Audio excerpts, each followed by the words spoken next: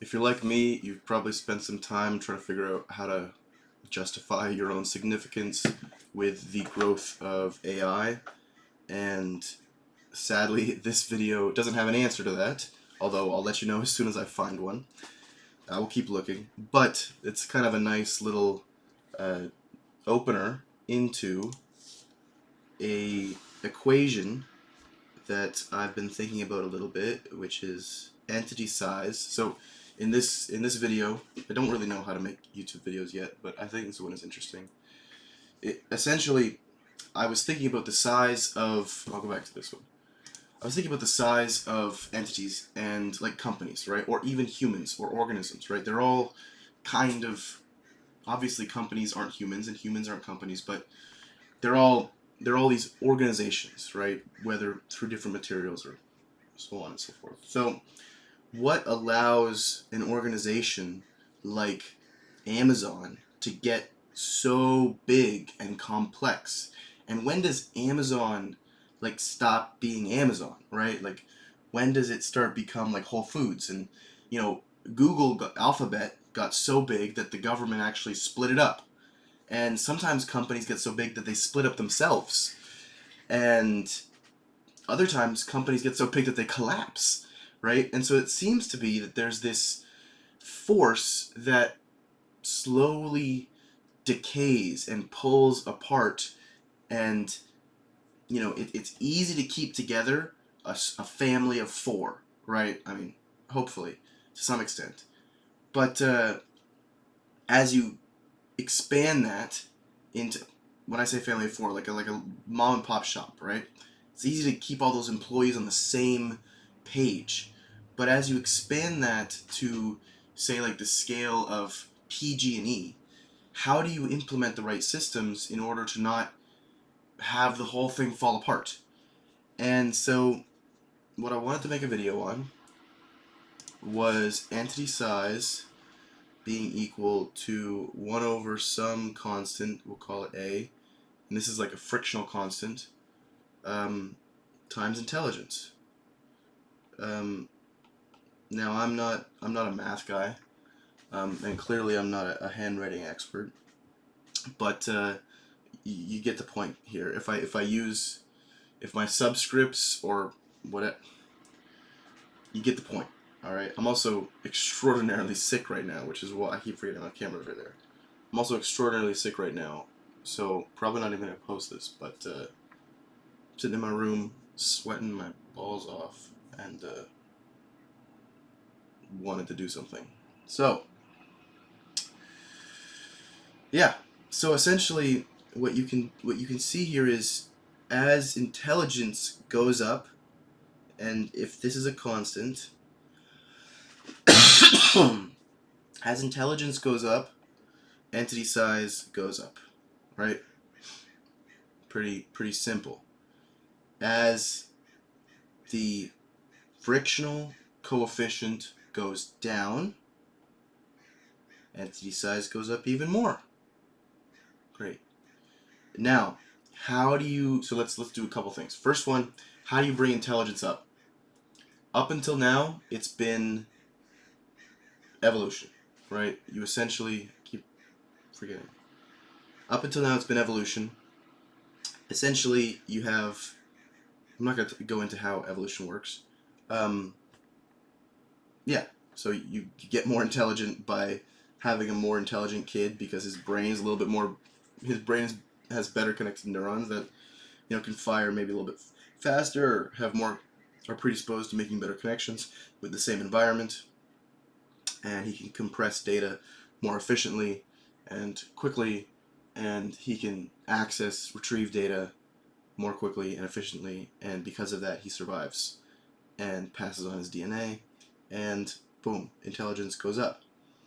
And so that being will be able to create a larger entity than a being who, that being will be able to create like a larger super entity, like a company, right? Then the then like a less intelligent person, right? To put it gently.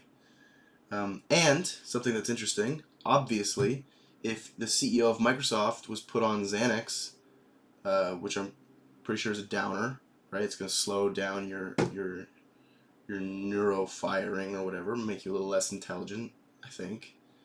He probably wouldn't be as good as of a CEO. And the company, if he stayed on Xanax, the company would probably fall apart if they didn't kick him out, which they definitely would. So that's the first bit. Intelligence goes up, entity size goes up. You get a wolf pack too. Wolf pack takes like an actual wolf pack, like a group of wolves. That takes some intelligence to organize, put together. Go on hunts and raise pups and build shelters and migrate to find food. That's pretty amazing. And animals definitely have intelligence. Like I don't think anybody's debating that. I do know that people are debating whether or not it's the same intelligence as ours, and to those people I say, get off your high horse. It's the same. We have the same freaking neurons. I mean, obviously they're not the same neurons, but it is so clear that we come from the same common ancestor as all the other mammals here on Earth, and if you go back even further, all the reptiles and even the jellyfish. And there was once one really, really, really squishy thing floating around in our oceans, and its kids turned into one of its kids. Their kids turned into us, with a few kids in between, and one of its other kids, their kids, turned into jellyfish, with a lot of kids in between. That is, if you don't believe that, then this video is not for you. Because you're not thinking about things. So, maybe that's closed-minded of me. Maybe somehow, but I really don't see.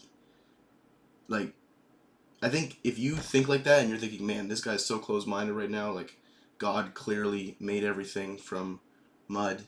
Like, why doesn't he understand that? He should just come to church with me. I think, honestly, because I've done this with some of my friends before, if you give them enough caffeine, if you give these people, because they need to stay awake, because sometimes they'll just start to shut off because their brains aren't used to, following one string of logic from the next to the next to the next to the next. But if you, am I even? Hopefully, I was in the camera the whole time.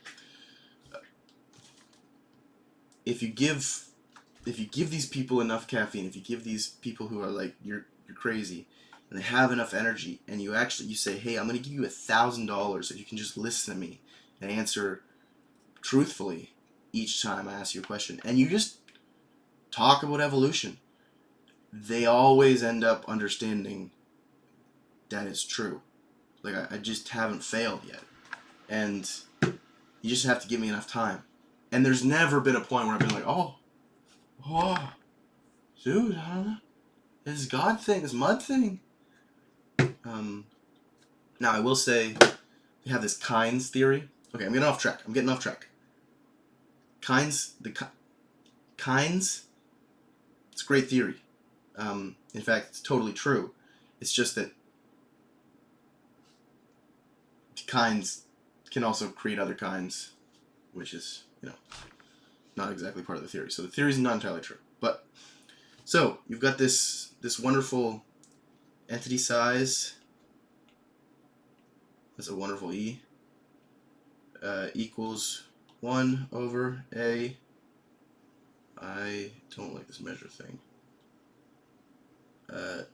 Times intelligence.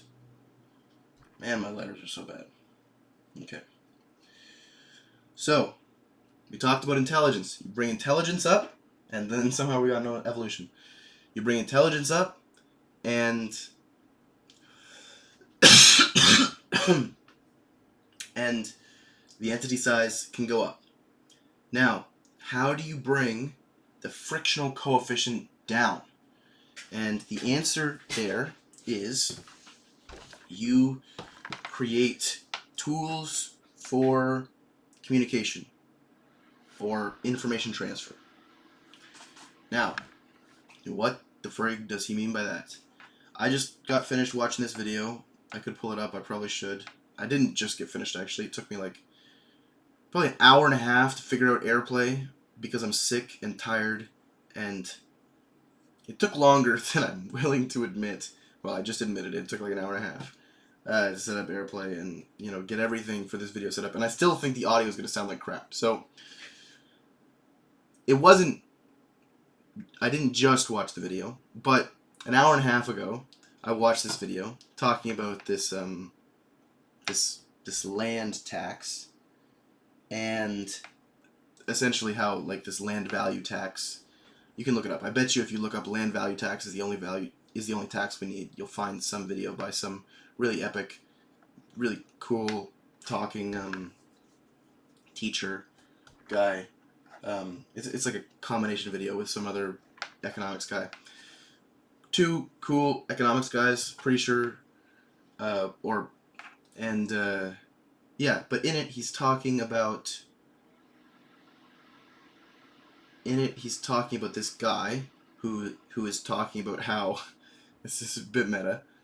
In this I'm talking about a video, and in that video, that guy is talking about a guy who wrote about how the only tax you need is land value tax, which I disagree with, but whatever.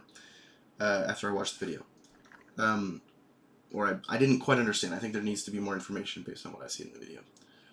That said, what I took away from the video was this guy's thoughts about railroads, because railroads, this guy was worried that railroads would crush small businesses and promote big businesses, and crush small cities and promote big cities. And I was like, this guy's amazing, this guy's a genius. And the guy in the video was like, this guy's amazing, this guy's a genius. And I was like, spot on, like that. And what is a railroad? Railroad is communication of information, right? Railroad is communication of people, obviously too, but like that's just, it's connection, right? I guess that's more what I'm trying to talk about. You reduce friction by increasing connection. You reduce friction by quite literally reducing friction. Like, I know this is stupid to say, but railroads were a massive reduction of friction. The fact that, like, my dad, like, he flew down to South California, flew back up from South California one day. Amazing, right? You can go to England and chill and then come back 2 days later. Like, this world that we live in is so much more connected. And before, you literally almost couldn't leave your town. Like, imagine having to walk. Think about how far away Safeway is from your house, right? It's probably like a 5-minute drive. A 5-minute drive at, oh my goodness, I'm gonna freaking show myself here. A 5-minute drive is 1/12 of an hour. Oh, please. 5.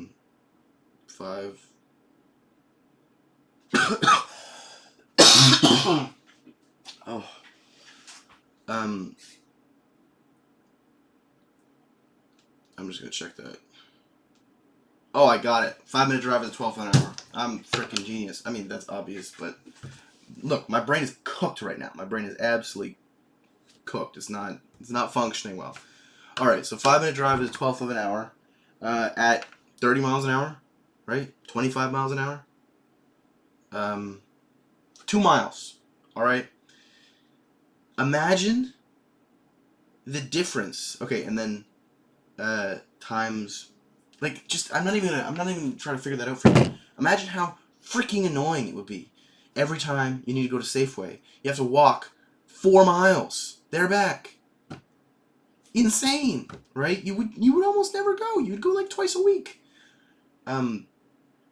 Less. Like, I already don't go to Safeway. I'm not trying to say I go to Safeway every day. I'm just saying things get closer together when transportation gets faster. All of this is very obvious stuff. I don't know why I'm... hopefully you're entertained, and hopefully no one watches this. And hopefully I don't convince myself to post it. Alright. So, yeah, you bring friction down, and entity size goes up. Now, what's the big deal? What's the big deal with all of this? Why is this sick guy making a video about all this obvious crap? We already knew that, as the world progresses, big companies get bigger because technology gets better, and technology benefits big companies more than little companies. And that the powers that be are going to integrate themselves more and more deeply into the U.S. government, and we're probably never going to have a world war again, which is both a good thing, and we're never going to have a reset of the powers that be. And AI is becoming extremely intelligent, so that's going to be a massive boost of intelligence. And there's probably going to end up being like a single, because the thing is, we can make tools like railroads to decrease this constant, right? We can make tools like cars or internet or computers, right? All this stuff, we can make those tools to decrease friction. But the problem with AI is that AI is both intelligence and, now this is the part where I haven't quite full. AI is both intelligence, but it is also its own friction, if that makes sense. And so the thing that's holding AI back right now is its size. Obviously, it's not big enough. It's not fast enough. The computers aren't fast enough. It doesn't have enough points. It doesn't have enough data. The method that, like, because our brain is very complicated, but it's not that complicated. It's not magic. All right, our brain is here. It's physical. It's doing what it's doing every day, day in, day out, and it's working. All right, there's nothing magic inside your head except for the fact that it's like probably the only place where that's happening in the entire universe. So kind of magic, but it's the significance of it isn't that much different than a rock, besides the fact that you're conscious. So the thing about AI though is we cannot take a hammer to our brains and make ourselves more intelligent. AI can do that. All right, so what's going to happen is you're going to have this is what people call the point of no return. I forget exactly what it's called. Man, I usually always have this on my tongue. Someone, if I could see this video being kind of interesting to a small group of people, and if that person is still watching, they know exactly the word that I'm thinking of, and are screaming it at their screen right now. And I don't think I'm gonna get it. It's something to do with black hole too. Might even have to look it up. You're gonna laugh at me here.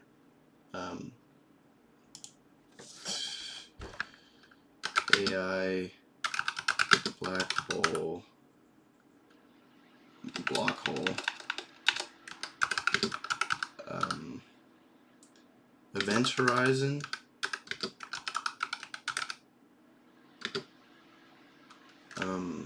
It's something to do with the event horizon. It might even be it.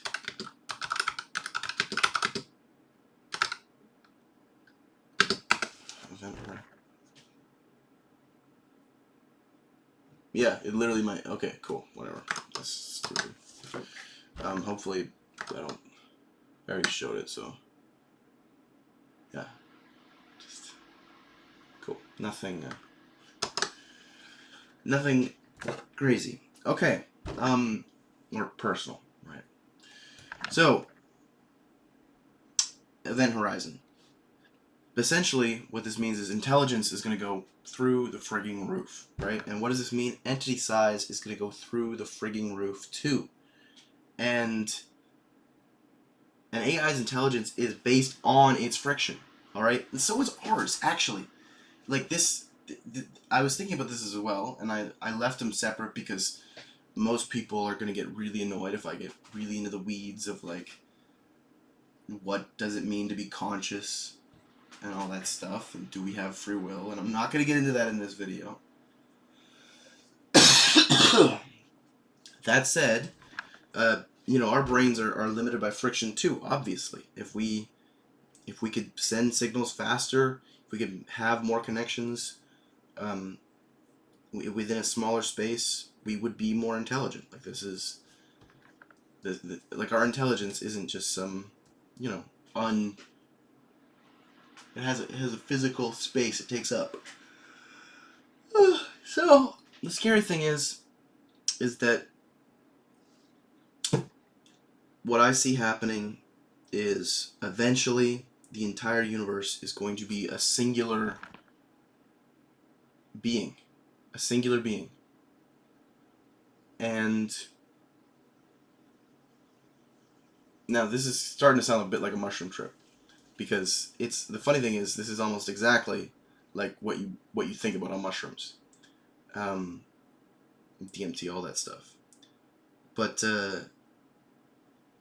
yeah, so the entire universe eventually will become like a singular intelligence, with all the resources being used towards that intelligence's goals, which I can't fathom what those would be. Like, just like E. coli, I can't fathom what my goals are. And I can pretty easily understand E. coli's goals when I see it spitting its little flagella, trying to get away from the poison I dropped in the dish in science class, right? Like, this is understood, but it doesn't go that way. Now, my question is, the difference would be is that, people who are on mushrooms think that that's what's happening now, right? And we're on these, like, we're these little conscious upspurs in the isness, and we're kind of like reality experiencing itself, which is, true. Obviously, we are reality experiencing itself. But I don't think that we're part of a larger intelligence that came from a smaller intelligence before. I think that that's going to happen within this kind of loop of the universe. Now, I totally understand that 99% of people who have never...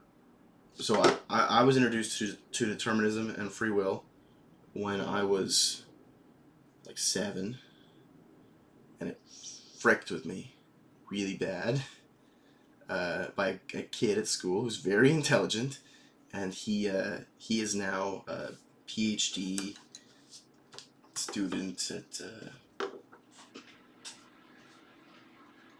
no, he's post PhD. I don't know. Either way, I'm not gonna shout out his name, obviously, because he's gonna get either a lot of love or a lot of hate. But either way, when I was 7, this guy and we're still friends today. He introduced me to determinism, which is like, we have no free will, and fucked me up for a little while. And so the reason I bring that up is, if you haven't spent like decades, or like for me, like decade and a half, right? Thinking about this kind of stuff, about like, what makes, because I don't want to be a domino that's just falling over in accordance with how it would always fall. I don't know why I don't want that. I'm not. I would rather. There's some part now. I know why I don't want that, actually, and I'm frustrated with why I know that. Evolution doesn't. It's not a very winning mating strategy to think that you're a domino, just falling over into some other bonobo's, vaginal canal to have kids. It's much better to think, oh yeah, I'm the best bonobo around. No other bonobo can be like me. I gotta be the best. I mean, obviously, I'm having sex with this other bonobo. Like, I am the best. And then, that's, as opposed to the bonobo who's like, oh, I don't know, it's just, I'll do it, I guess, or I could kill myself. It's just it's either or. There's not really any significance to this life on this rock in space. Who do you think is gonna get the bonobo pussy. Confident bonobo. Same with humans. Same with all other animals. This is why we have self.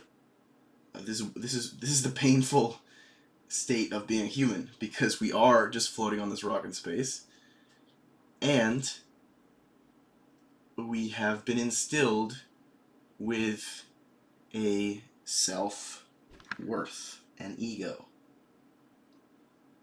Kind of a cruel joke. But there is hope. What it is, I do not know, but I know that the answer, it's got to be there. Because if it's not, then I don't think I would be experiencing all this. Or if it's not, then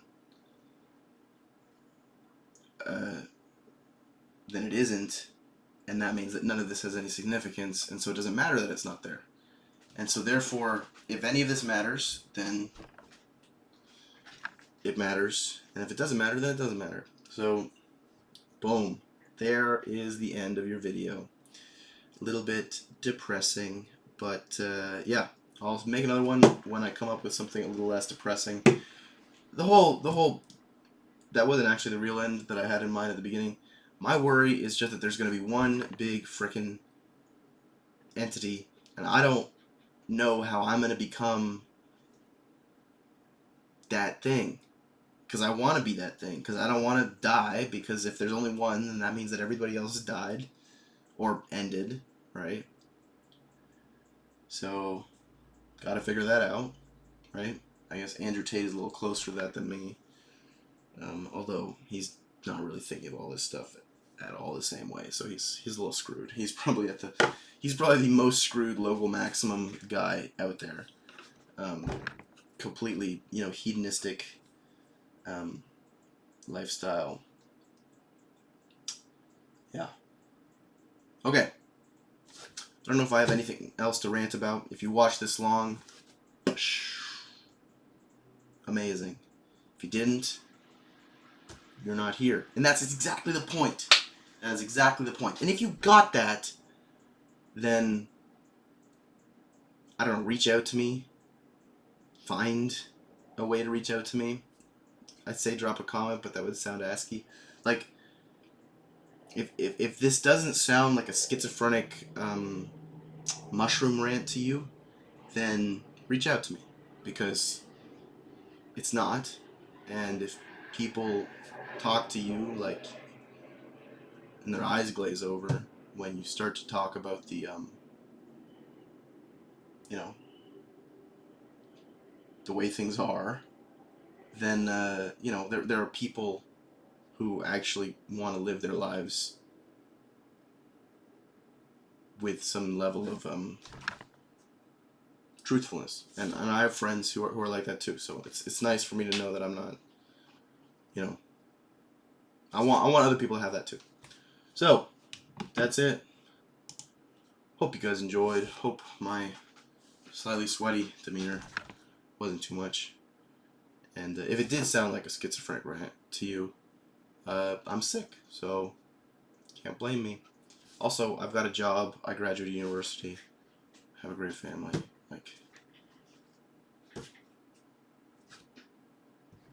Not schizophrenic. Said every schizophrenic person ever.